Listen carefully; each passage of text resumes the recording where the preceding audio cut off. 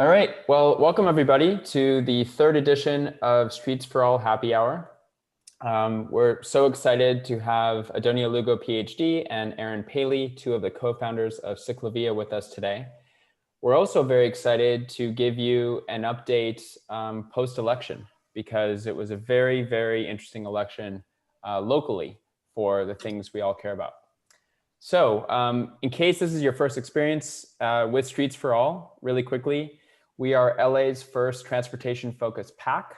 We raise money and spend money to help elect candidates in the Southern California region that share our values, and will push for things like wider sidewalks, more shade, bike lanes, bus lanes. And basically, we believe that you should be able to get around Los Angeles outside of a car if you choose, and be able to do it safely and efficiently. We don't think the bus should take twice as long, and we don't think you should have to risk your life to ride a bike. So we fight very hard for those things. In between elections, we do a lot of culture change content, trying to inspire people's imaginations. We're also very active in the neighborhood council system, trying to make sure that the city implements our mobility plan, and that LA DOT gets the support they need from council offices and neighborhood councils to do that. So before we get to our special guests, we're going to go through our election results through the various races that we endorsed. We're going to talk about the upcoming neighborhood council elections. I hope you're not fatigued on elections, because there's a whole other set of local elections that are coming up very soon that are also really important for our city. We'll talk about a few wins of the month, and then we'll get to our discussion. So each member of the steering committee who presents is going to mention their favorite park before they begin. I think my favorite park is the State Historic Park near Chinatown. It's really beautiful since they redid it. Lots of great shade, trails. I taught my daughter to ride a bike there. And I also love that there's a train going through it. Just makes me feel like it's the LA of the future that we all want. So diving into the election. In total, Streets for All endorsed 16 candidates in various cities and races around Southern California. And 6 won. And the reason we say so far is that Freddie Puza in Culver City is behind by 12 votes, and they are still counting votes. So it's possible we'll have 7 win. We hope that happens. In Los Angeles, Nithya Raman won, Holly Mitchell won in LA County, Yasmin McMorrin in Culver City, Gleam Davis in Santa Monica, Constantine Anthony in Burbank, and Evelyn Zneimer in South Pasadena. So we could not be more excited about Nithya Raman's win. It's not just that it's the first time in 17 years that a city council incumbent was beaten by a challenger. It's not just that Nithya is going to be only the 3rd woman in a 15-person city council body and a woman of color. And it's also not just that she ran on a progressive platform and won. It's all of that is a political earthquake in Los Angeles. We have already seen ultra-conservative NIMBY leaders of neighborhood associations and other entities that block progress all the time in the city resign because she won. There's a changing of the guard, and because this is the first city council election that was synced with a federal election, the electorate was way more progressive, and it was about 4 times as many people that voted. So we think Nithya's win represents a sea change in LA politics, and in 2022, that will be the 2nd time our elections are synced up with federal. We think that we're going to see a lot more candidates like Nithya in the future, and a lot fewer people, I won't name names, but other city council members that typically hold back progress here. So we're so excited that Nithya won. She ran a fantastic campaign, and really excited to work with her. She ran on a platform that has a network of bike and bus lanes embedded in the platform, and she won. So it's going to be great for our cause. Turning it over to Jenny. Hey everyone. My favorite park is La Tierra de la Culebra, which translates to the land of the snake. And it's a small park in Highland Park that is focused on art and very community-based. So Holly Mitchell is the winner in the LA County Supervisor District 2 race. And she's currently a state senator and won this race by a wide margin against Herb Wesson, who is currently on the LA City Council. And for the first time in history, we will have an all-female board, which is really exciting. Also, the supervisors each get a seat on the Metro board, which determines the budget and in terms of budget and the policy for a lot of commuters in LA County. Holly Mitchell has a history of strong leadership in the California Senate, and she'll continue to fight for a more sustainable and equitable future for everyone in LA County. She views transportation through a lens of environmental justice and will seek to fund and improve transit and active transportation. Next up is Bubba. Thanks, Jenny. My favorite park is probably Kenneth Hahn Park. It's close by, but it has a huge lake. It's got a river. It's really, really big. You can picnic in it. You can bike in it. You can jog in it. It's awesome. In Culver City, we're super excited because it's looking like, and the race is not final yet, and it's a really tight race, but it's looking like Culver City has elected Yasmin McMorrin, who's a lawyer, she's a mom, and she's an avid transit user and an advocate for safe, equitable streets. She aims to abolish parking minimums in Culver City, and the only candidate to advocate for parking maximums. And she advocated for the removal of cars in downtown Culver City as well. And she has a very equity-focused platform that calls for traffic enforcement to be administered outside of the police department. So McMorrin, she also makes history as the first Black woman elected to Culver City Council. And she's really an exciting progressive voice that we can't wait to have on council. Yeah, sending it over to Adrian. Thanks, Bubba. So my favorite park in Los Angeles, I'm desperately waiting for a park in Koreatown where I live, and we still haven't gotten anything like that yet. But until then, my favorite park is Vista Hermosa Park, kind of near Echo Park, historic Filipino town. It's a hidden little gem that's on top of a hill and has the most incredible view of the downtown skyline. There's a little stream running through it. It's just this peaceful little urban oasis, and I recommend everybody check it out if you're in the area. So I'm going to tell you about our win in Santa Monica. Gleam Davis won re-election in Santa Monica. She was an incumbent and has been doing some really great work to make Santa Monica a walkable and bikeable city. So we are absolutely thrilled that Gleam is going to be able to continue doing that great work that needs to get done. And hopefully other cities can follow her example by being great leaders in these departments. And I'm going to toss it over to Taranig. Hey everyone, my favorite park has to be Balboa Park in the Valley. It's close to where I live. It's a huge park with lots of trees, a large pond / small lake with ducks and swans. And it has the orange line running right next to it. So it's really cool.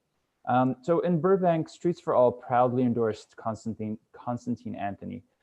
He was an excellent candidate for city council with a long list of progressive issues that he was supporting, like housing justice, a housing first model for homelessness, community policing, Green New Deal, workers' rights, diversity, equity, inclusion, education reform, and the primary reason we endorsed him, which is transportation and infrastructure.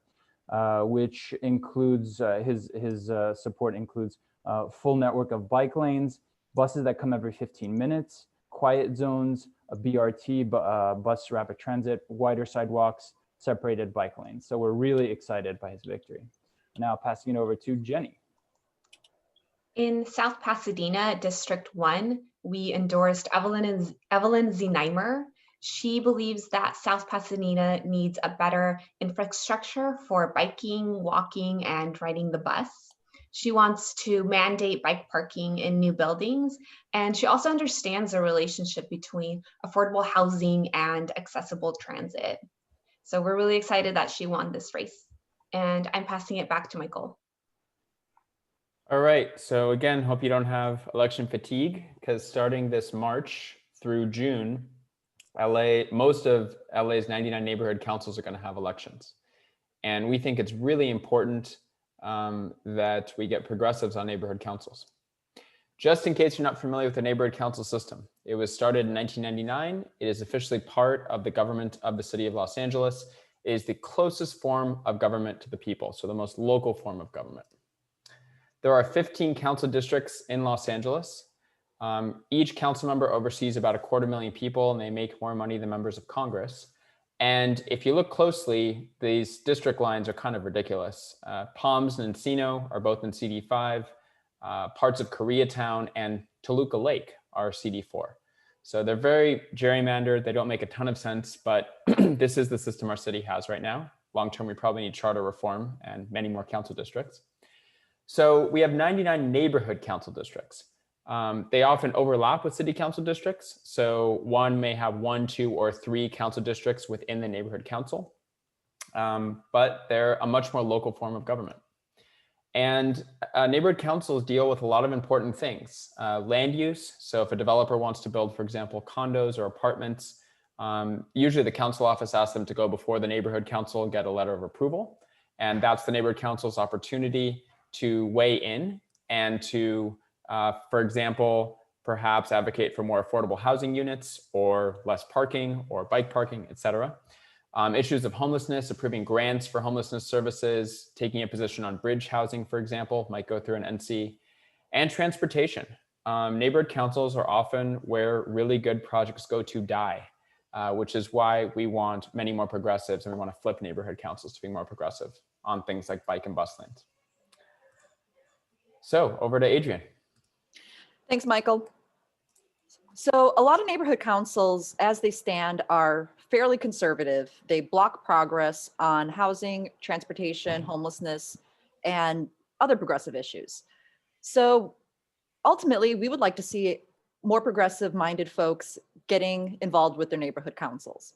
And we got elections coming up. So candidate filing begins later this month, and the elections are going to begin in March 2021. So you'll want to look up to find exactly when the filing and the elections are for your neighborhood council. It's on a staggered calendar schedule, so it's different for every neighborhood council. And you can find more information at the website on the screen. And we'll help you connect with other progressives in your neighborhood council area. We recommend forming slates to run on. So it's a group of candidates that run on similar issues. That's a smart way of campaigning, because generally then a vote for you would also be a vote for your other colleagues on that slate. And so that's a really great way of making sure that a wave of progressives get elected to your neighborhood council. And now I'm going to toss it back to Michael for the wins of the month. Thanks, Adrienne. And just really quick, that link that Adrienne mentioned also has information on when your neighborhood council, what district it's in, and when those dates start. So it's all there. So I want to talk to you guys about slow streets. I think most people know what slow streets are, hopefully by now. They are residential streets with signage to ask cars to slow down, made for COVID times to expand space for walking and biking. Overall, the city has implemented 50 miles in 30 neighborhoods. If you go to our website, you can get a link to a Google map that we made that shows all of them. And the city council last week unanimously passed a motion that allows the Department of Transportation to allocate $800,000 from a different budget to improve existing slow streets. So the bad news is the city's out of money to build new slow streets. But while they look for more money, they're going to make the current slow streets more permanent with things like metal signs, metal posts, maybe bollards, maybe even planners. We'll see what they come up with. And I'm told that might be done before the end of the year. So it's happening very quickly. And it's exciting that our city council would unanimously pass something like this that affects all over the city. There's really a sea change, I think, in LA politics right now towards the causes we care about. Over to Bubba. Sorry, I had to find the mute button. So there were multiple, really amazing wins across the country in different cities, from Austin to Denver, Fairfax, Virginia, San Antonio, San Francisco, Seattle, and Sonoma. We just saw 13 out of 17 major transit measures on state and local ballots across the country passed, which brings the win rate to 92% for transit ballot measures. So that's really, really encouraging, and just goes to show, like, we need to be in this fight because we have people in cities all across the country doing this great work and setting a great example.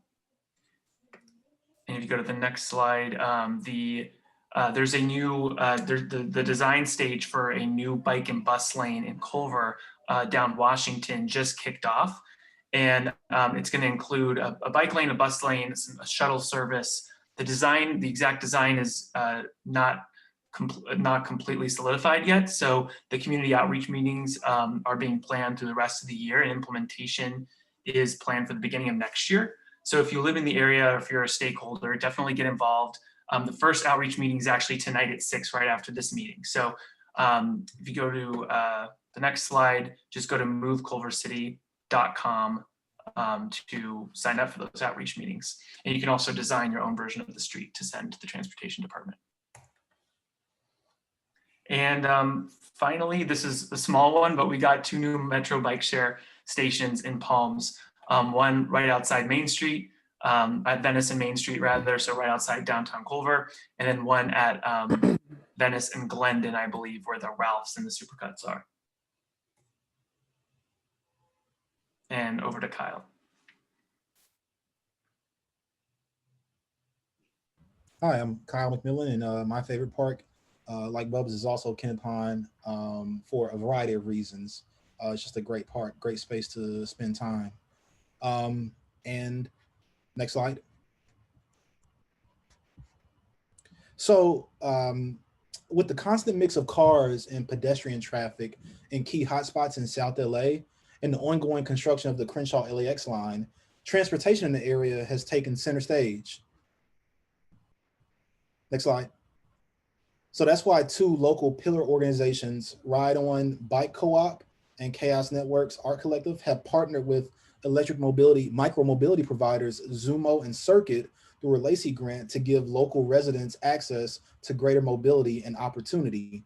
Through Zumo, residents will be able to use e-bikes to provide courier services with the option of also renting to own.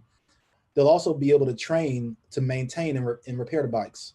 And through Circuit, residents are able to get free on-demand first mile, last mile rides within the area, a key benefit for those with special mobility needs. Next slide.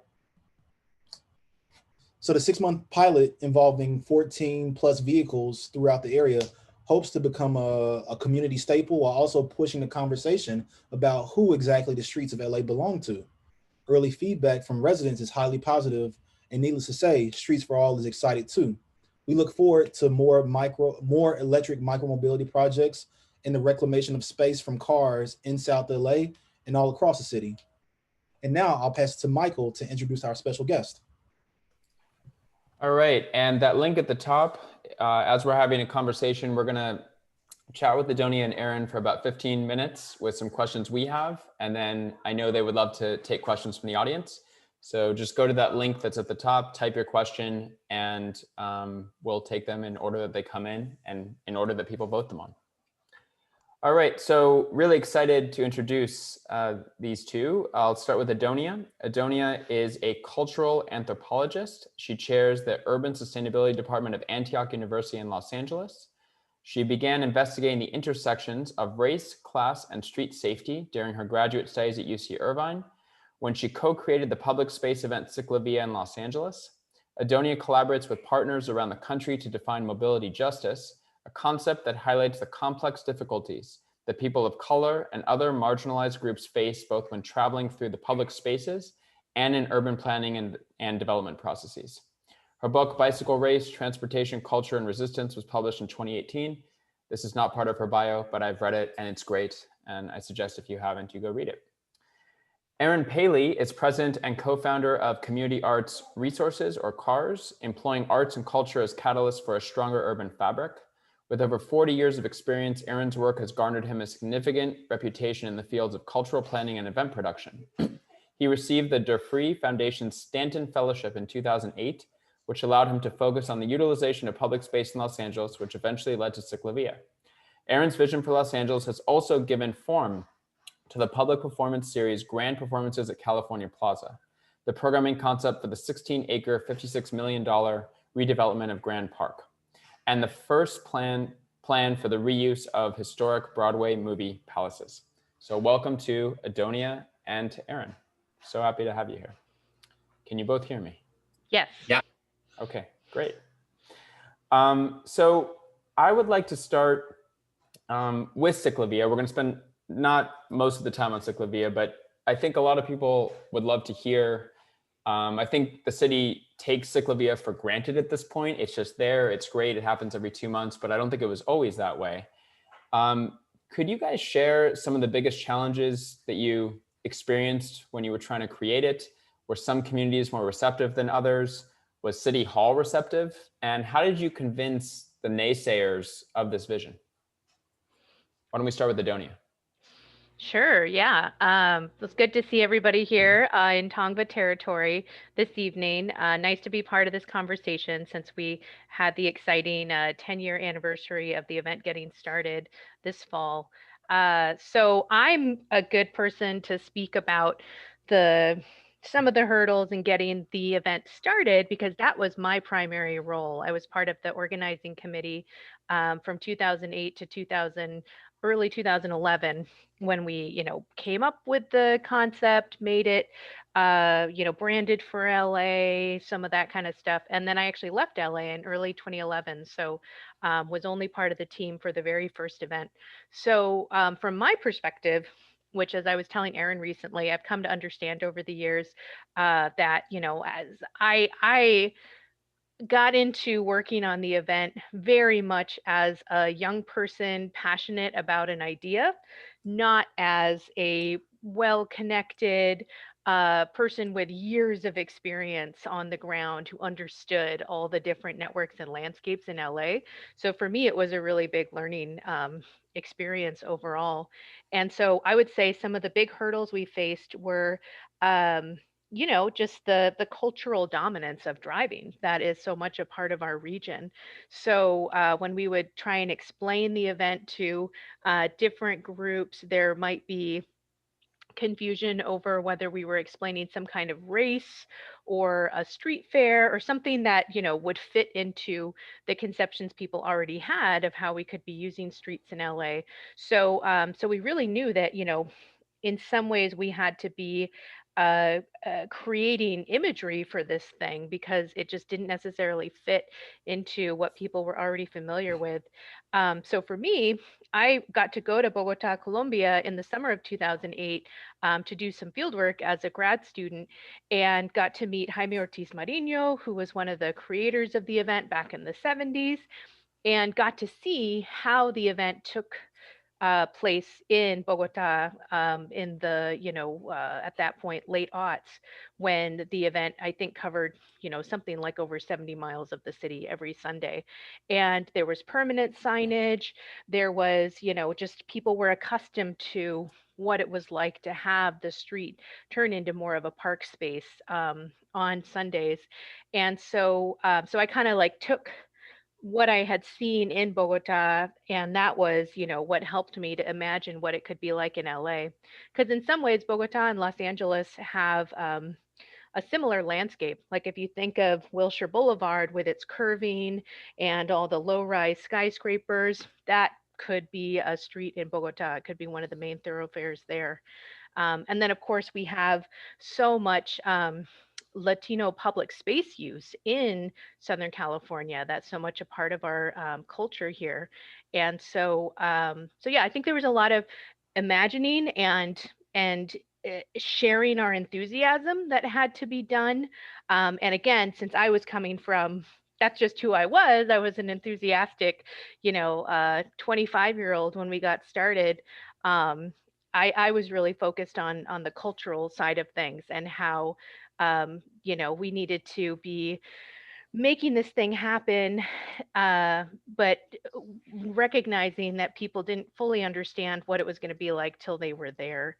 And the other thing I'll say is that I did have, and I know some of the other early steering committee members as well, had this strong understanding that we had the opportunity to build on the growing visibility of bicycling in LA. So in 2008, the Midnight Ridas were really active. There were a lot of these group nighttime rides happening all over the city. or at least all over Koreatown, which is where I lived at the time. And so that was where, my perspective was focused. And so there was this vibrant and very multiracial culture of recreational urban cycling that was happening. And so we thought maybe we could kind of draw on the coolness of that, while also creating a space that was more sanctioned. So people who didn't think of themselves as someone who was going to, go chug a beer in a park and then ride a fixie, through a bunch of stoplights. Maybe a lot of Angelenos don't imagine themselves to be that person, but riding a bicycle in broad daylight on a major street, you can still get an edge of that kind of cool and fun. So thinking about how to make this thing work with the existing cultural landscapes that we had here in LA. And I know Aaron can say a ton more about that because of his work with cars. Aaron, want to say a ton more? Well, first of all, thank you again for having me and Adonia here. I want to acknowledge that we have two CicLAvia board members who are watching tonight, Heidi Zeller and Sandra Cully. And CicLAvia is an ongoing nonprofit that that Adonia and I are no longer technically involved with. So we, and questions about like the future of CicLAvia and all that, we might want to leave to CicLAvia and their board members to address. But like where CicLAvia comes from and how it started is a really great story. And as Adonia said, the culture of that was in Los Angeles at the time was really, and I also think, Adonia didn't talk about this, like the multiracial and multiracial aspect of bicycling, which Los Angeles had really embraced. Like the idea that people who bike aren't just, what was Joe Linton's name for white men? Whales? White men in You're thinking lycra? of mammals, middle-aged men in lycra. Mammals. Yeah. And so at the beginning, I can remember very clearly people saying to us, oh, you should really do this in Santa Monica and the West Side. There's this great, like there's already this built-in people who bike there and you should really go there. And the organizing committee was really intent on doing something in the inner city. And we wanted to make a point that was very different from that. We were saying, and if you look at the original route, the 10-10-10 route that goes from East Hollywood, which was then the bicycle district, the Hell Mel, like the corner of Heliotrope and Melrose, and then having it wind through Koreatown into MacArthur Park, through downtown and going through the historic core, and then like Civic Center, Little Tokyo, over the 4th Street Bridge into Boyle Heights. Those were all really important moves in that we were connecting communities. And that was critical to the concept of how we thought CicLAvia was going to work, which was that it wasn't just something that was for a certain set of people in a certain neighborhood, but that it was going to be for all Angelenos. And we were going to show that by connecting neighborhoods, you could actually get around the city in a different way than you were used to. And this was really, we were trying to create something that was like a test model. We were trying to show people the future and say, imagine what the streets could be like. And here it is. Here's like, we're just laying it out for you. But that was what I was thinking and what I was hoping to do in terms of activating the space. But in terms of selling it to people, that was a different thing. That was that idea that we were going to create this model for the future is not what we were saying. We were saying, this is going to be a great thing. It's fun for families. It's free. We had a lot of explaining, as Adonia said, a lot of explaining to do about what the concept was, like what an open streets event is. And I remember going down to Guadalajara at the beginning of 2010 and meeting with Peñalosa. What was his first name? Well, there's two of them. There's Enrique and there's Gil. With Gil Peñalosa, and he did an open streets conference for the Americas down there. And I remember like one specific thing he taught us, which is he said, you're not closing the streets, you're opening the streets. And that was a really important part of the vocabulary that we used. Like we were opening this to everybody, as opposed to closing them just to cars and changing that idea of like, who are the streets for, right? And just like as your title, Streets for All, I mean, that's really was the ethos. So then we had to convince a lot of people, and we had a really fantastic organizing committee. Jonathan Parfrey really understood, he's now the executive director of Climate Resolve. He really understood City Hall in a way, and local politics in a way that we didn't. And we kept saying, are we ready? Can we go to the mayor's office? Can we ask? And he said, no, you guys aren't ready. You need to get the neighborhood councils behind you. You need to get the city council officers behind you. You need to go meet with this group and that group and line everybody up, and then we'll be ready. So we actually spent, I think, from when Adonia started the organizing committee, that was a chapter of LECBC, that was in summer of 2008. We didn't meet with the mayor's office for a year, and until October 2009. And we spent that year working hard, organizing, laying out an agenda. Colleen Corcoran, who was also on the organizing committee, designed this incredible graphic, the logo, CicLAvia, which has now become iconic for Los Angeles. I remember seeing that at the very first meeting where I met Adonia, and just thinking, wow, this is so good. So we did, I have to say that I think we were all caught off guard when we finally did have our meeting with the mayor's office, and we were thinking, how is this going to go? Because we had met with a lot of skepticism. We had met with LADOT prior to that, and they had asked us if we could kindly do the event inside Griffith Park and not use the streets, but just stay inside the park. I was like, no, we don't want to do that. And we had, kind of engineered our route, which was, we wanted to be on Wilshire and we wanted to be on Vermont. And they said, oh, guy, you can't be on Wilshire, you can't be on Vermont. Those are too big. Why don't you take 7th Street, find alternatives. So we were on New Hampshire and we were on 7th Street. So all these little things that tell the history. But when we did sit down with the mayor's office in October of 2009, they had seen our proposal and they were like, yes, we want to do this. The Mayor Villaraigosa wants to do this. And not only that, but the city will pay for all of the city costs. Now that was an amazing victory to be able to have this very nonprofit. We weren't a nonprofit at the time. We didn't have any money at the time. And they said to us, the city is going to take on all the costs for police, for the transportation, for traffic, for DOT, all that stuff we'll take on. You guys have to take on your costs. Which, and we had budgeted that at $125,000 to actually do what we needed to do, which was to create the event, produce it, and market it. And so we raised the money.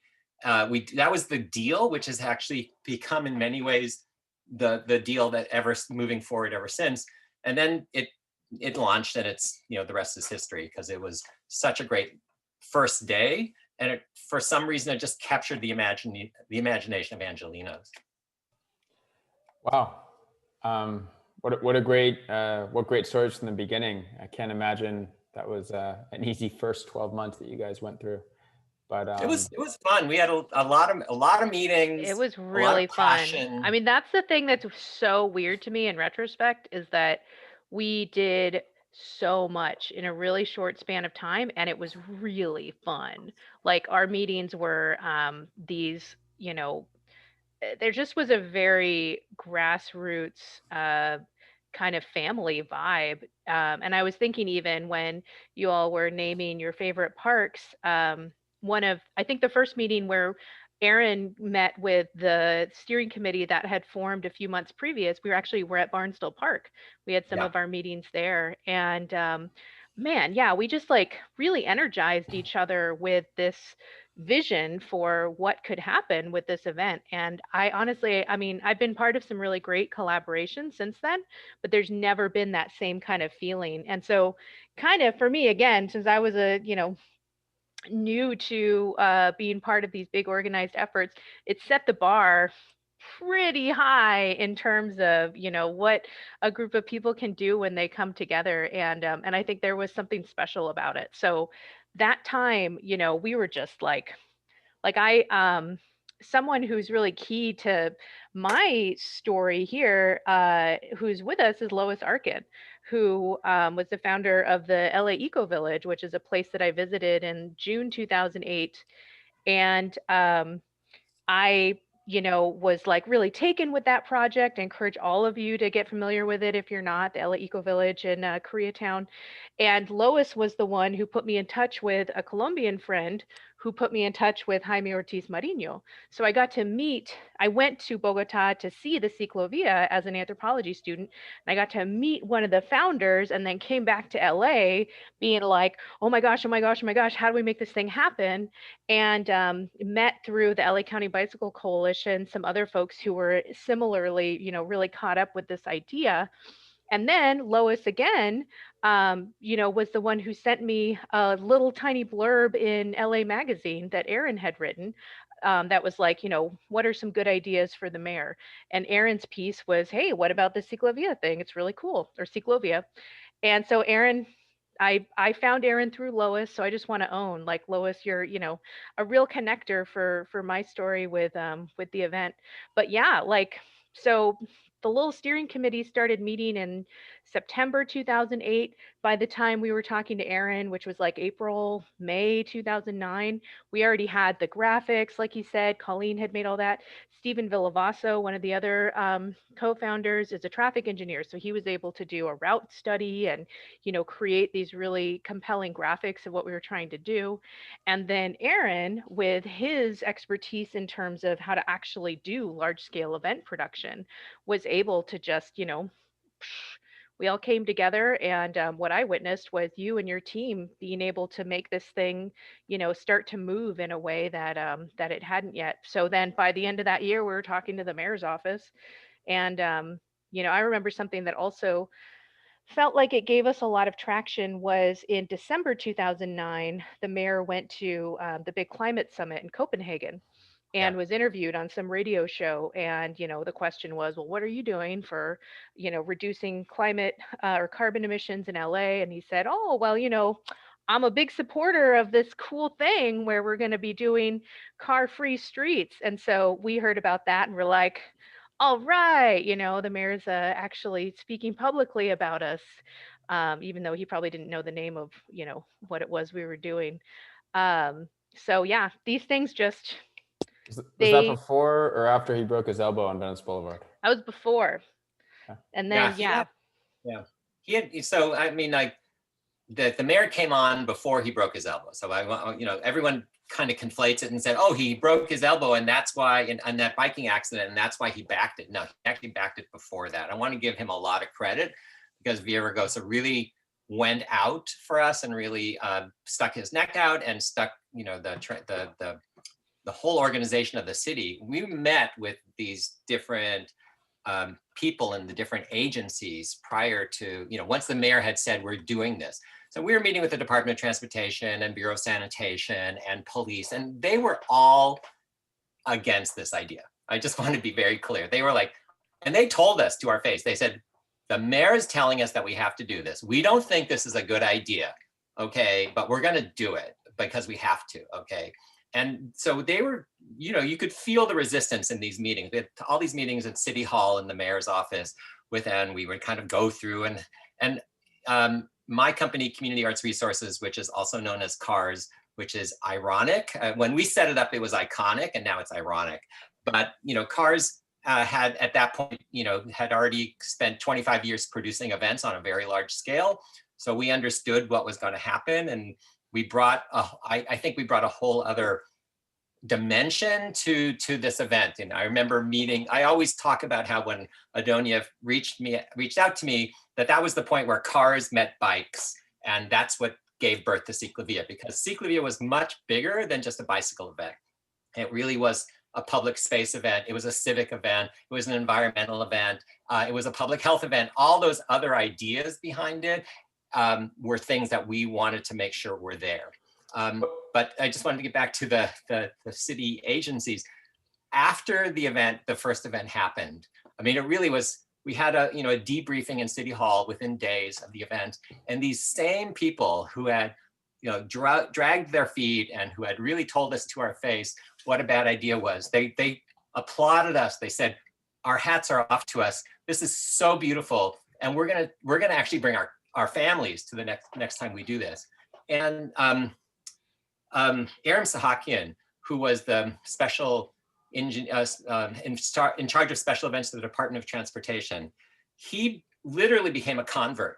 And people like him, we were able to put him and also LAPD in touch with other cities whose transportation engineers and whose police departments were absolutely opposed. For example, we did this with San Jose. We said, meet with the city of LA, meet with these people. So we actually turned not just Angelenos around, but these people who are in positions of power, we turned them around as well, and turned them into converts who are now selling the idea of this all over the world, which I'm really proud of that too. What relationship do you guys see, if any? I feel like a lot of Americans think of cycling as something you do, I don't know, on a vacation somewhere or some other place, but in Los Angeles, it's not somehow normal to get around by bike. But on a Sunday, when everything's closed off, obviously, if you build it, they will come. I mean, now there's many thousands of people that go in CicLAvias. What do you see as the relationship between that and people advocating for on-the-ground change, safer infrastructure, not the city not looking at our roads through a windshield, but through a much wider lens? Or do you think there is a connection? I think there's definitely room for a connection. There's a lot of narratives in the world of bicycle advocacy, like if you build it, they will come, and the idea that you need to build political will in order to make certain kinds of change. And what I've seen, coming from my perspective as an anthropologist, is that sometimes movements focused on improving conditions for bicycling can miss the popular side of things in terms of building a popular movement and showing how the work that they're advocating for fits into a broader set of systemic changes that are needed for a more equitable and just society. So I think that from my perspective, what I was working on in terms of doing a dissertation at the same time that I was working on creating CicLAvia and another project in LA called City of Lights that today is known as People for Mobility Justice, was really more on looking at the human infrastructure side of what could we do to be creating more of a popular understanding of bicycling as this potential everyday solution, not just for the very poor or the very wealthy, because we tend to have those very extreme views of who bicycling is for in this country. And so I think that CicLAvia that seed has always been there in terms of what it can be mobilized for in terms of pushing for other kinds of shifts. But in terms of how that's played out, I mean, I have to say that there are certain compromises that come with the event having gotten so much partnership from the city from a very early stage, in terms of, you all know, without me saying, our politicians tend to be pretty shy around supporting things that are not primarily in favor of drivers. So I think that in some ways, and obviously people who are, involved with the event today and the organization today would be able to get into this in more depth, but I think that what I've witnessed, especially since coming back to LA in 2015, is that the organization is kind of not in a super flexible position in terms of being able to really capitalize on that potential for popular support for more long-term changes. And we also, have our own complicated landscape of transportation organizations here in LA, and, legacies of what's worked and what hasn't, how it's fit in with other kinds of movements for social change and stuff like that. So yeah, I think that the germ is there for sure. And I think that there's more that could be done to leverage, the love and the fun that people get out of CicLAvia toward more permanent kinds of change. And that was something that we had hoped for with getting the event going. I want to talk about mobility justice for a minute.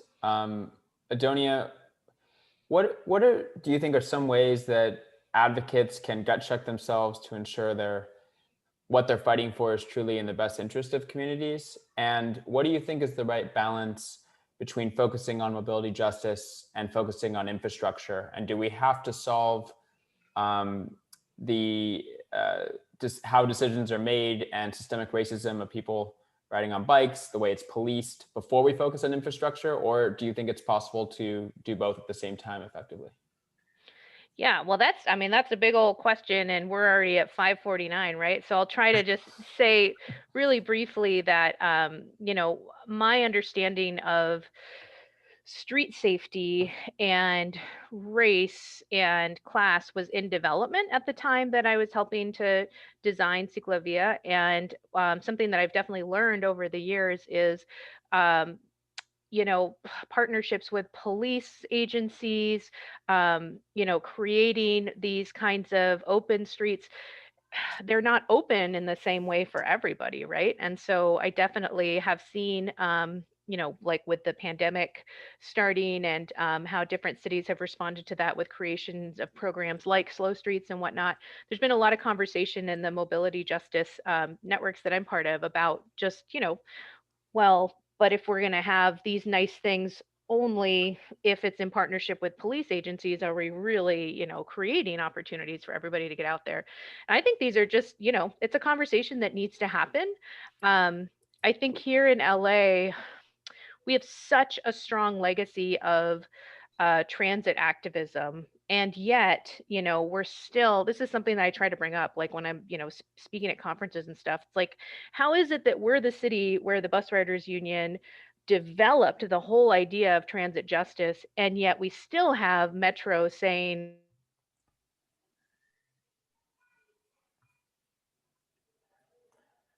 Oh, the wonderful world of doing events during COVID. I'm on the edge of my seat. Right. All right, I'm going to get an audience question while hopefully Adonia comes back. Aaron, what criteria was considered in choosing the original CicLAvia routes? I think you answered some of this, but basically just stay off arterials. The original route, with the idea was to connect neighborhoods, to do it in a part of an iconic part of the city, to do it in downtown, and to really capture the heart of the city and the imagination of Angelenos. And so, we sketched out something from East Hollywood through, and the idea was, we were trying to find a way to connect parks and open spaces. So we went by MacArthur Park, right? We went by, City Hall and First Street. So all of those were part of it, like, and to make the city come alive in a way. And the fact that we ended up on 7th Street as opposed to Wilshire, that was the Department of Transportation at the time. Later on, the department said, "Why aren't you on Wilshire?" And we said, "We're not on Wilshire because you told us to be on 7th Street." And they said, "No, take Wilshire. You guys can have Wilshire." So that's when we did the first Wilshire Boulevard one. But then after that, the idea is, as soon as we had done the first one, we had this idea of, okay, now we have to do another one. And we just repeated the first route several times. And while we were repeating the first route, we were started to say, we can take this all over the city. And that's the genius of CicLAvia, is the streets belong to us. It's our public spaces, and we can make the whole city come alive. And that's when we got that was really exciting to say, let's go to South LA. Tafari Bain came, who is now on staff for CicLAvia. He came to us as a volunteer, and he came to the first 10-10-10 and said, I want to bring this to South LA. So then we worked together with Tafari for years before we could bring it in 2014 to South LA. But it was so fun to roll it out and to imagine it. Like, what if we did? I wanted to connect Palmdale and Lancaster, right? But we didn't end up doing that. So then the mayor said, let's connect downtown to the beach. So all of those things, exploring the city and opening up the city, just became part of the ethos of CicLAvia, and it continues to be part of the ethos of CicLAvia. Great. And it is CicLAvia, not CicLAvia, right? There's an accent over the I in the Spanish CicLAvia. And I remember arguing, I said, can't we keep the accent? And I got outvoted, so. It was just brought to my attention that we have 2 links with 2 separate lists of questions. So I apologize. I'm going to try to merge them in my head and ask them. I think this is a really interesting question. If CicLAvia was one of the first steps to getting Angelinos to think differently about transportation and streets, what's the next thing that excites you to keep pushing this cultural shift in Los Angeles? I think what you guys are doing, what all these people are doing on the ground, Adonia's back. Great. I think that we need to make this something that is not just, I mean, CicLAvia is great, and the fact that it's expanding and it'll come back and it'll come back bigger than ever is great. But we need the things that are happening right now, which is transit advocacy, equitable access to our streets, thinking about how, rethinking how we can use our streets completely. Like, let's, the assumption of how cars are allocated all of this space and what, how parking is used and how we stripe the lanes, everything, and where buses fit. We need to rethink all of that. And so this is an approach that needs to happen on all levels. And it's interesting because we became, the County Department of Public Health became one of our biggest allies, because we are really doing something that amounts to allowing people to exercise, to create something that was really a public health boon, a benefit to public health. So there's lots of other intersections when you are starting to work on this, when you're working on this kind of project. It's not just something that's in the transportation realm. It affects all aspects of our lives. And that's kind of important to think about that. Like, how can we think about integrating a new approach to our infrastructure and our civic space in every aspect of our lives? There's a question about marketing. What were your strategies for marketing the event, getting people out to participate at the beginning, and what messaging resonated the most?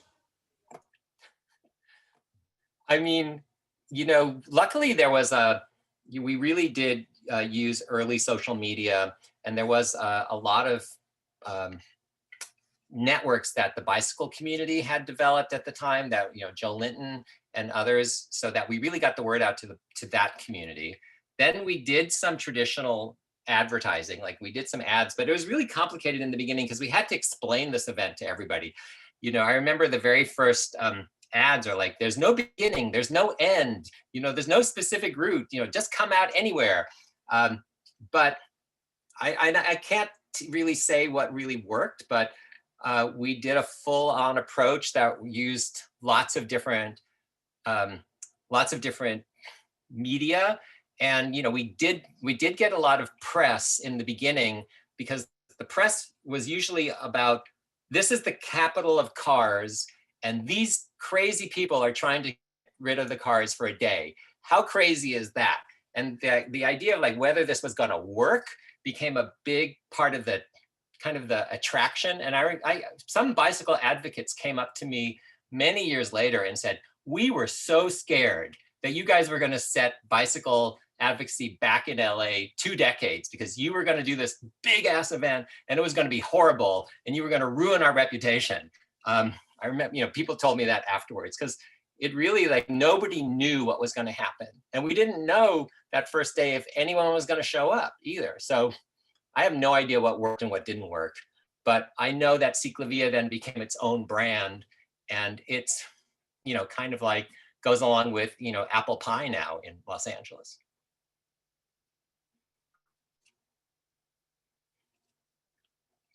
Michael, you're muted. Can't hear you, Michael.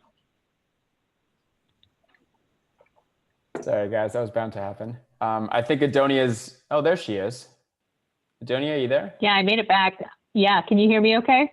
Yeah, we were on the edge of our seats. You were about to say something really profound and you got kicked off. I know, yeah, we lost power for a second and the internet crashed. So I rejoined using my phone.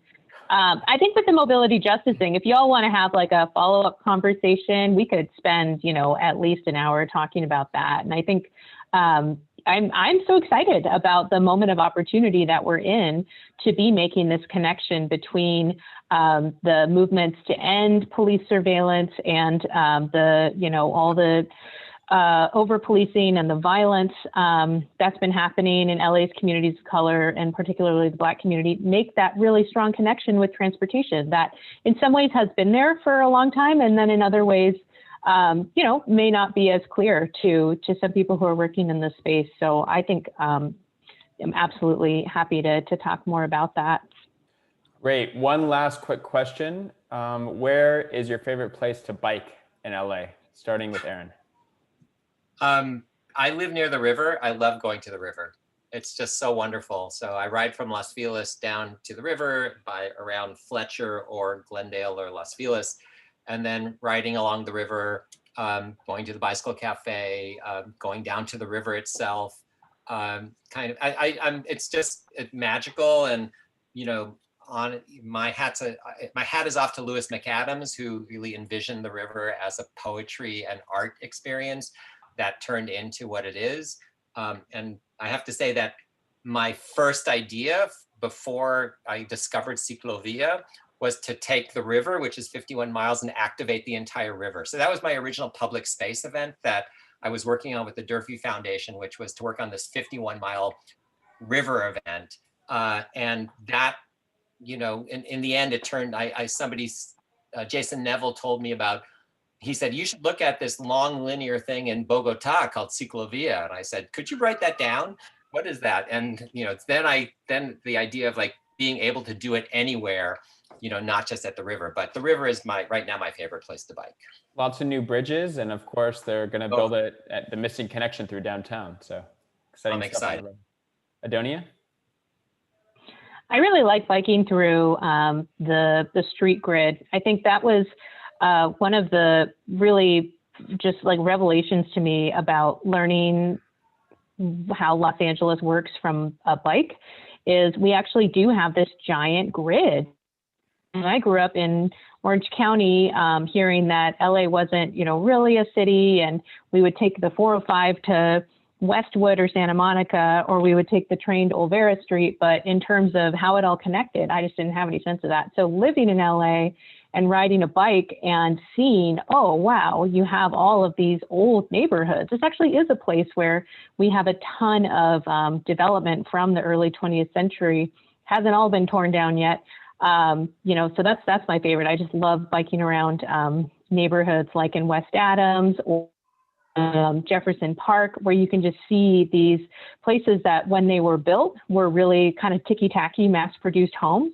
But now, 107, 108 years later, like the house I live in, they've taken on their own character, and you can see, how families are using their yard spaces and stuff like that. So yeah, I love biking on neighborhood streets. Have either one of you ever missed a CicLAvia, or have you done them all since it started? I've done them all, but Adonia was out of town for a while. Wow.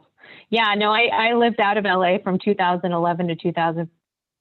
And I had to go through my own emotional process with returning, because when you help to create something, when you work really hard on something that, you feel very personally identified with, and then it takes on a life of its own such that it is its own entity, it took me some time to kind of figure out, like, how do I relate to this thing? And so I definitely have not been the most loyal attendee, but I always try to make it when it's closer to where I live in South LA. I'm sure you're forgiven. Great. Well, I want to be respectful of your time. I'm sorry we didn't get to everyone's questions, but it is after 6 p.m. So Adonia, Aaron, thank you guys so much for spending an hour with us. Really, really appreciate it. And thank you all for coming. I think we had almost 50 people at just a few minutes ago. So thank you, everybody. Good night. Stay safe. So much. Good night. Happy Veterans Day. Happy Veterans Day. Bye-bye. Good night.